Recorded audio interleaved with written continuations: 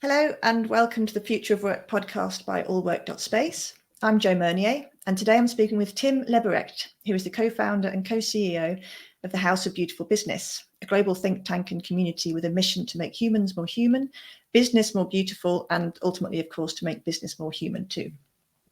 Tim has had a fascinating career. He's served as the Chief Marketing Officer for NBBJ, the global design and architecture firm, and he is also the CMO for Frog Design, a product design and innovation consultancy. You may have seen his TED Talks, 3 ways to usefully lose control of your brand, and most recently, 4 ways to build a human company in the age of machines. As if that's not enough, Tim is also an author. His book is called The Business Romantic. So I'm looking forward to digging into all of this, specifically to understand how it all links with the future of work and what Tim is doing to help people and businesses overcome the challenges that are facing today's workforce.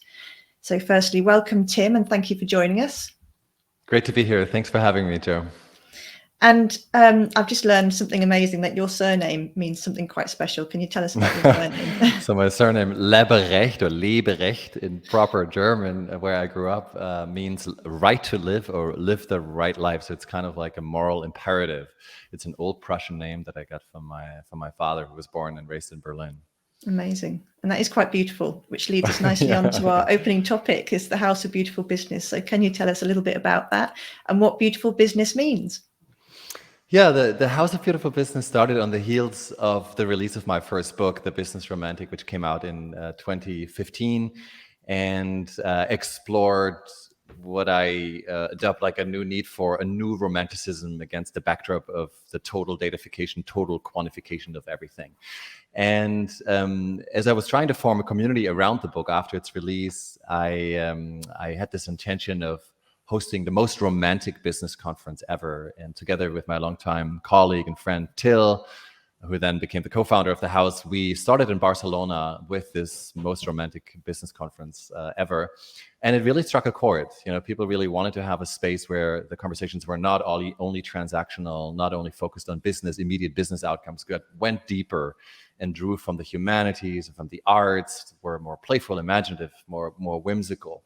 And that was the birth hour of the House of Beautiful Business. And we quickly decided to then continue with the idea of the house and turn it into a global community that's now been existing since 2017. We have more than 20,000 subscribers. We have paying members, individuals and corporations all around the world. We have more than 35 local hubs, from Johannesburg to Kyoto to Melbourne to Los Angeles to London, with local activities. And the idea really is to create a brave new space for different conversations about the future of work, to experience what a completely reimagined brand of business might look like in a very loving and multidisciplinary way. And people always ask us, so what exactly do you mean by beautiful business? What's the definitive list or definition? And we really have successfully shied away from that.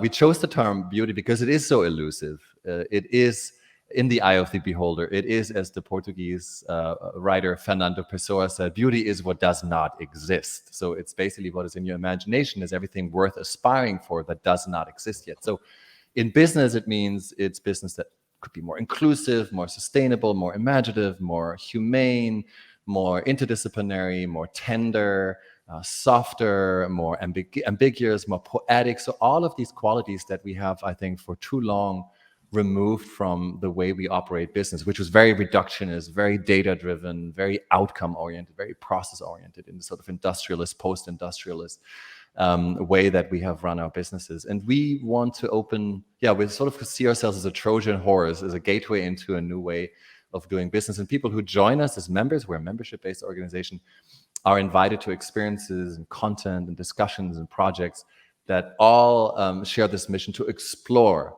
what could business look like if we were imaginative and not like just beholden to the current constraints. That's amazing. I've got so many questions buzzing through my mind right now.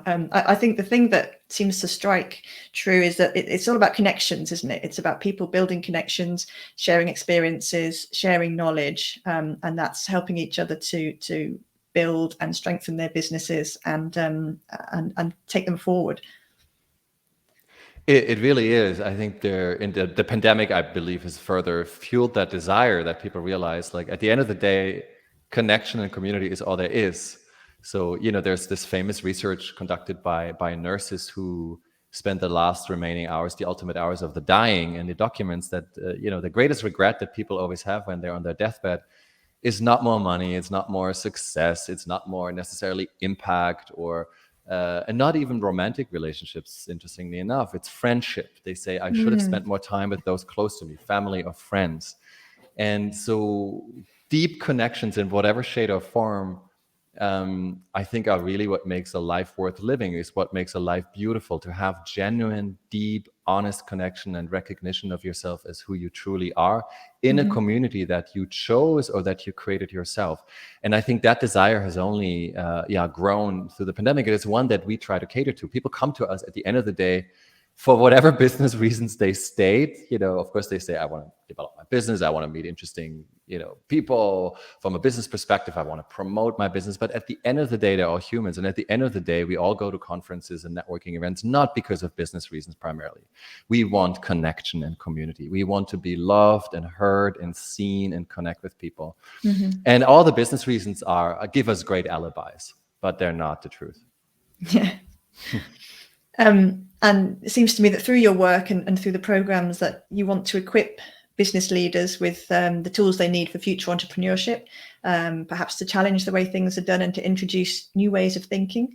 And in your view, what are some of the key challenges that you think are facing us in the future of work? And my next question will be, how are you working to solve them? Where to start? There's so many challenges. There have always been challenges when it comes to work. I mean, first of all, we spend the majority of our waking hours at work, right? I think 65 or 70% of our waking hours we spend as knowledge workers at work. So work is quite important. Work is, as the poet David Whyte said, is what breaks or makes ourselves. It's where we get a sense of identity and meaning. And I think that sense is also, through the pandemic, has really grown more profound. And hence the Great Resignation, right? So 40 or more % of people quitting their jobs or planning to quit their jobs. So people really realize, like, what I do, what we'll do really matters. And I want my everyday work aligned with my greater purpose in life. That will be one of the main challenges, I believe, going forward, both for workers, but also for the organizations or for companies, to make sure that they give people a sense of purpose and that they offer a platform on which people can fulfill themselves and pursue their own personal purpose. I think, especially for the younger generations, we know from various studies that is really paramount. I think another big challenge will be as we see decentralized economies, right? So decentralized autonomous organizations run on blockchain with micropreneurs and increasingly independent gig workers who are almost like all entrepreneurs, in their own right, contributing to network projects. So super flexible ways of collaborating. On the one hand, that gives us a great sense of freedom and agency. And we also know from research that's what people really appreciate. But at the same time, it might happen at the expense of belonging, or of the sense of belonging to a community. And it can become very lonely. It can become very isolated. And I think the workplace has, as we face this loneliness epidemic, that's often been stated, the workplace has such a responsibility to integrate us into society, to give us a sense of community and belonging, and to provide social structures, that give us a sense of stability. Far beyond the performance or getting tasks done. It's a big social mandate, I believe, that workplaces have. And I think as we decentralize, and as so much of the work has become remote or hybrid, or is moving onto blockchain and other decentralized modes of operation, I believe that's going to be very hard to maintain. So how do we create intimacy from a distance? How do we create a sense of belonging if the structures are increasingly informal and blurry and hybrid? And I had an interesting conversation with the CEO of a big automotive company about this. And I was sort of saying, I don't know if the organization as it exists today will still exist in 20 years. Maybe it's all, Hollywood style projects of gig workers. And he said, yeah, on the one hand, perhaps, but on the other hand, the desire to actually be in an office with other people and represent a strong brand with a strong sense of purpose is a family. And it's such a powerful institution socially that I'd be surprised if people completely, kind of forgot about that need. So that is one challenge, I think, for leaders and for organizations of the future. And I think the third big one, and the last one I would state is just automation, of course. So it is this fear that we're going to be replaced by ever smarter artificial intelligence and robots, and how to coexist with machines, how to develop a fruitful, respectful relationship with machines. Because automation and AI, of course, is inevitable. Everything that will that can be done efficiently and can be done more efficiently will be done more efficiently by machines. As Andrew McAfee from MIT said, everything that's dirty, dull, or dangerous will be done by machines. So it's very important to think about what is the work that only we humans can do. And it's the work that is beautiful, the work that needs to be done with love, with care, with discretion, with fantasy, with empathy, also with sensing instead of knowing, with feeling and intuiting, and rather than calculating, which is of course what machines are very good at. So I think one of the challenges, just to wrap up my answer to your question, but which, sorry, was very long-winded, I think the challenge for organizations will to really carve out the space for humans to be human and do work that only humans can do. Yes. And to really clearly demarcate that, but also protect it and defend it from the onslaught, of course, of efficiency-driven automation.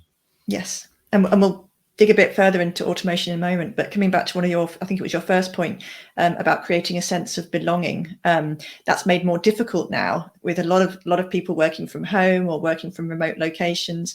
And on the one side, they might be happy to do that, which helps create this feeling of empowerment that you mentioned.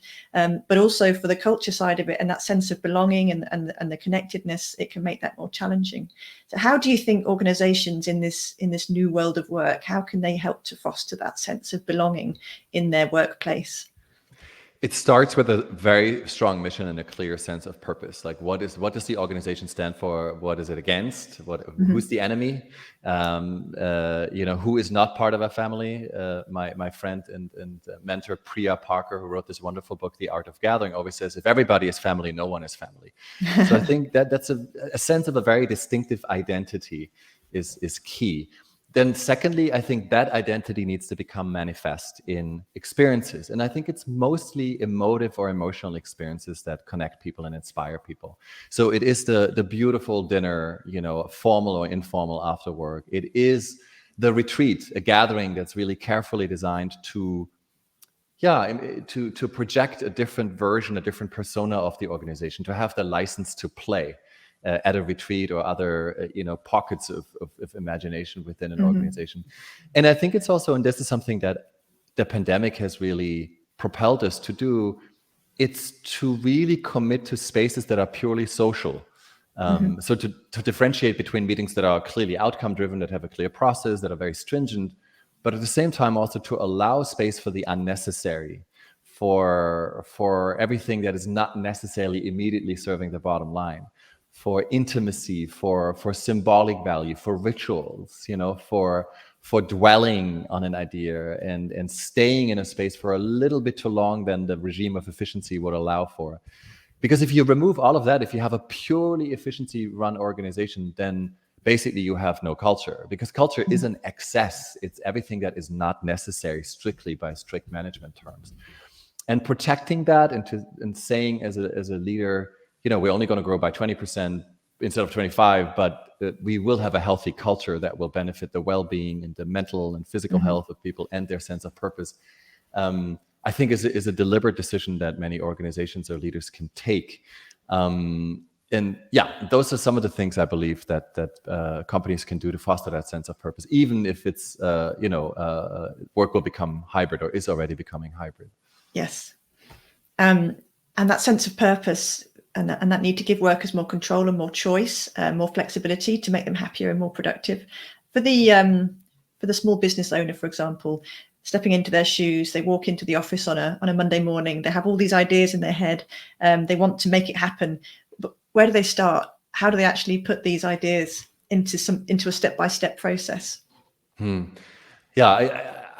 believe that change always happens from, if you will, from the grassroots up, but also it needs a champion, not necessarily at the very top, but it needs to have an influential voice and champion with power, with sway and influence in the organization. That's really key.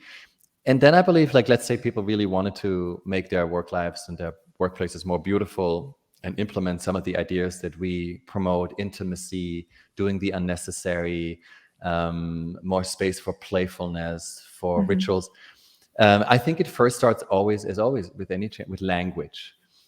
Using different language, which is why my book was called The Business Romantic. It's a very evocative term that also polarizes. It's slightly uncomfortable. Beauty is, I think, of the same quality. So just introducing compassion, empathy has now, of course, been established, but it was also very much an outlier years ago. So it starts with language that then slowly sinks in and drives change. And then the second thing is to create, to build muscle, to do small hacks. It could be a little underground meeting, a little beacon project, a group of people who secretly meet and form a tribe and promote some of these ideas and change small things in their organization, the seating order, the way the afternoon meetings are run, walk-in meetings, silent dinners, something that we are also doing with the house to create a sense of tenderness and intimacy. So it's these small hacks, these small little distortions, small little deviations that then form something bigger. And eventually, and this is the theory of the designer Bruce Mao, he said, if you create all these little islands of change, then you can eventually draw a big circle around it, and that's your new land. So once you have all these islands, that's basically the new continent, the new mainland, rather than tackling change on the mainland per se. So I think that's what you can do, and this might be very incremental. It's through these little hacks of change and these little rituals, but it will eventually, if a lot of people join and do it themselves as well, it will become a movement and it will have an impact. I love that analogy about the small islands. I think that's just brilliant. And coming on to the topic of automation, the future of work seems to be all about automation. One stat that I saw earlier was that up to 20 million manufacturing jobs around the world could be replaced by machines by 2030. And that was a 2019 article that I read, which was only a couple of years ago. So I have a few questions about that. Is that, well, one, in this world of automation that we're facing, how do we make the future of work more human? Well, I think the one job for us to do is what I said earlier, is to make sure that we carve out space that allows us to be human, that we actually harness the very inherently human talents that we have and contribute them at the right place at the right time, so that we are not forced to compete on the grounds of efficiency with machines, but because that's a battle we will lose. We will not outperform machines in terms of efficiency. But we are very good with ambiguity. We're good with poetry. We're good with holding multiple truths. We're also very good at losing. So we're not programmed to play to win. We're not necessarily programmed to optimize at all costs as human beings. And, I think machines are very good at detecting patterns. They're very good at recognizing patterns, at collecting huge amounts of data and analyzing them in a record amount of time. And they can give us cues and information. But drawing the bigger picture and imagining a future, that is not something machines can do. That requires fantasy, and it requires intuition and the whole intelligence of our body, by the way, not just our brain and our logic, everything, the whole somatic intelligence that runs throughout our body. That is what we can bring to the table. So that's one. And I think the second order of business in terms of making sure that our workplaces remain human against the backdrop of automation is to make sure that we create artificial intelligence with the right values, that is aligned with our mission and our being human, that respects the rights of all stakeholders, other life on Earth, that isn't, aggressive and isn't, of course, unconditionally devoted to results, because that's, that would be catastrophic. So I think ultimately it will become a coexistence. And I think we also need to understand as humans that artificial intelligence is an intelligent way of being. It may not have a soul or consciousness. I was just thinking about the recent dispute stirred up by a Google engineer who claimed Google already developed AI that has consciousness or a soul. I don't think we're there, but it is a form of life and intelligence also that we should not dismiss, and that we should develop a relationship with, like with any other forms of life and on Earth, like plants and animals and other forms of other creations. So I think it will be a human workplace if both machines respect us humans, but also if we respect machines and AI as contributors to value and as partners in the Yes. value creation of the future. Because we do need this automation, don't we? The way we're going, we need to, as you say, coexist with machines and with this process of automation. But for those of us, who want to continue working, we have jobs. There's going to be a big skill shortage coming up, isn't there? So there's going to be a need to reskill, to upskill, to gain all these new skills to coexist with machines. So where do we go from here? What's the answer? Yeah, I mean, it is a big reskilling that's needed. And it's interesting now that I've been traveling again, you may have had the same experience, right? There's so much staff shortage at airports, and there are no flight attendants anymore. There's no gate personnel. And that's a trend that we see across industries, especially service industries, hospitality and other industries. People just left their jobs. And I just don't know where they all went. I mean, if I talk to my my bubble, my assumption is they all became coaches. But then, which in a way bodes well, because coaching is obviously a job that's very relationship based, that is very nuanced, that cannot be as of today cannot be done by AI necessarily, even though AI can help. So it will require a big reskilling, and I think it is already happening, of course, as I just mentioned. But it still also remains a privilege, of course, of those who can afford to switch careers, right? Who have the education and have the privilege and to be able to say, okay, I'm going to become a coach, or I'm going to become, a relationship manager rather than, a baggage handler at the airport, something that can be replaced by automation. And I think it's the responsibility of the government, of organizations, of society as a whole to create these opportunities. And there are startups in that space. Is also a huge opportunity that then look at. So Multiverse is one, right? In the UK, it's a startup by Tony Blair's, co-founded by Tony Blair's son, that is looking at especially lower income populations and trying to sort of identify which skills, which roles they would match with, and then basically help them and connect with organizations that would upskill them. There are similar startups in the US that use AI actually to detect or to basically filter resumes and analyze resumes from applicants and very quickly reskill them to software developers or AI engineers.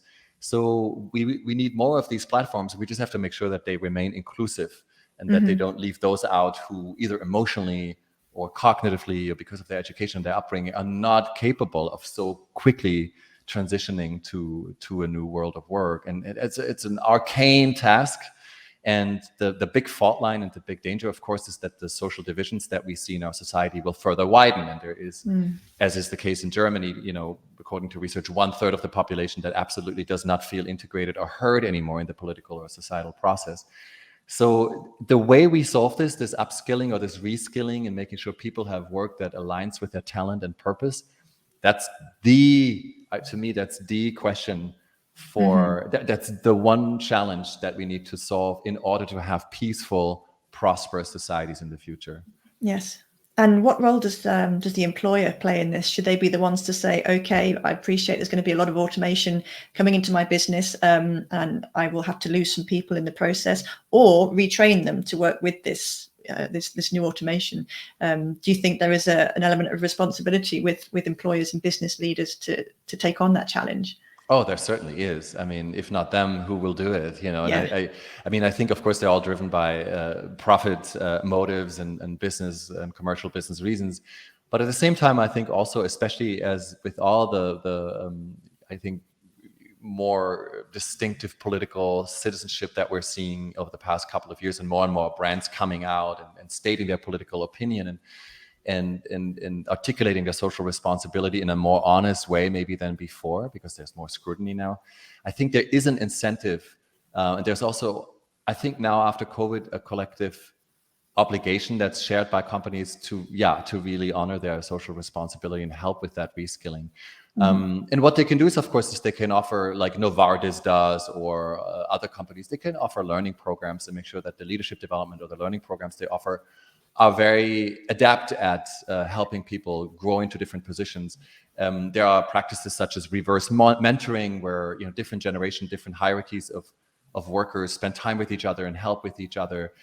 There are practices such as shadowing, where workers are invited to basically step into the shoes of another colleague and perform their task for a week or for a month. So the fluidity, basically, of roles within an organization can be increased, and that will help people, I think, flex their emotional agility and their cognitive agility, and then become more comfortable with switching jobs or diving into new fields of work. But I think you also have to be brutally honest that there will be, because of automation, there will be entire lines of work that will be eliminated. And of course, there will be people who will lose their profession and will be hard pressed and will struggle with redefining themselves outside of the offerings that the companies can offer. But I do see a more enlightened leadership there by organizations, simply because I think the public awareness of the consequences of automation and also the political and social responsibility of companies has grown in the past couple of years. Yes. And when I was preparing for this episode, and I watched your TED Talk, 4 Ways to Build a Human Company in the Age of Machines, in which you dive into this subject a lot more. One of the things you said is that the way we feel about the workplace is largely rely on how we feel about our co-workers. And of course, that's great if we enjoy each other's company. But sometimes when there's a disconnect, obviously that can cause quite a problem, and it can be quite damaging if it's left unchecked. So in the future of work and for now, how can business leaders help to strengthen relationships in the workplace and create a more positive culture? Yeah, the relationships among workers matter a great deal, specifically the ones to your manager. So if you have a manager you trust and who appreciates you and expresses that, I think that is usually a big component of feeling at home at work and feeling fulfilled at work. Yes. What managers can do and organizations can do is, this is also backed up by research that Google did a couple of years ago, examining what the constituting factors of effective teams. And the number one factor they found out is psychological safety. And another word, or to unpack that term, psychological safety, I think it's really based on a quality that I appreciate as a concept and as a term, which is intimacy. And one of the things that relationship researchers found out, like John Gottman, arguably maybe the most influential marriage researcher, in particular, a relationship researcher, is that small moments of attachment are really crucial, much more so than the grand purpose or the great symbolic gesture. So in other words, rather than the one amazing retreat that people go to with their coworkers once a year, the water cooler conversation and a small token of appreciation, or the fact that you maybe give 5 minutes to a meeting that runs over time just to have somebody heard who has not raised their voice yet. These small things, they matter much more. It's small moments of attachment where people feel like, okay, I'm really recognized. I can feel safe here. I can voice my ideas. I can have dissent and a dissenting opinion. So I believe that's really important. And I think also it is a workplace that allows us to bring the full range of emotions to work. It doesn't necessarily mean it's the full self. I'm not so fond of that term, because I think that's really up for everybody to decide. I'm not sure I want to bring my full self to work. There needs to be also part of myself that I deliberately want to shield, that's maybe outside of work. But what I do want to bring to work is I want to be emotionally, I want to allow myself to bring the full range of emotions to work, which includes complicated emotions, sadness, grief, melancholy. And I always say that the most human workplace is not a workplace that makes us happy all the time. It's a workplace that allows us to be sad. And it's that emotional diversity that leaders can role model, that they can design for, that we all can design for. And if that is warranted at work, then I believe that, yeah, we will have good relationships when we feel at home and human at work. Yes, I love that what you said a moment ago about giving a voice to the people, perhaps at the end of the meeting, who hadn't had their voices heard. I think that's so important, well, for everybody, especially for those who are perhaps slightly introverted, a little bit quieter in nature. And like you say, it gives everybody a voice, which is so empowering and so important. And I'm looking at the time, and it's amazing, half an hour has flown by. So we are coming to the end of our episode. So just to sum up, talking about beautiful business and beautiful people, what few things would you recommend someone to do to live a more beautiful life or to have a better and more beautiful business? First of all, start with yourself. and start with having empathy with yourself. Start by feeling how you're feeling, and listen to your body, listen to your soul, take care of yourself. It's not a coincidence that the Harvard Business School, maybe the world's leading institution in terms of leadership development and business education, has introduced a seminar for new CEOs that for the first 2 days of that seminar, they do nothing but spending time on mental health and well-being and self-care. Because if you take care of yourself as a CEO, as a leader, as a professional, you then can also care about others, and you have the strength to then develop empathy with others and seeing yourself and others and really recognizing them. So I think that's really the beginning of a beautiful work life. It's just like be very close to yourself and deep dive into who you really are. And then secondly, I think it is just to open up to the possibilities of work and not allowing the process and mainstream conventions to reduce the playing field. The playing field is wide. Business is life. It could ideally be all of life. So it needs to have somatic intelligence. It needs to have dance and music and the arts and many other disciplines that we have long neglected. Different language, different practices, different rituals. So bring that to the extent that you can in your position, in your role, bring that to the table whenever you can. And your organization will be not only more innovative and more imaginative, it will also be healthier. It will be a more beautiful place that you and others want to return to every day. And the third thing I would say is just feel encouraged to trust what makes us inherently human and hone those skills and contribute them, and say no to the data. Have the courage to say no to the data if your intuition, if your gut tells you otherwise. So don't mistake data for truth. Don't try to objectify everything. Insist on your subjective truth and your emotions, on the truth of your emotions and your spirit, and bring that to the table. And then design organizations that are not only a machine, that are not only functional and efficient, but in the most beautiful, broadest sense of the meaning, more beautiful, more human.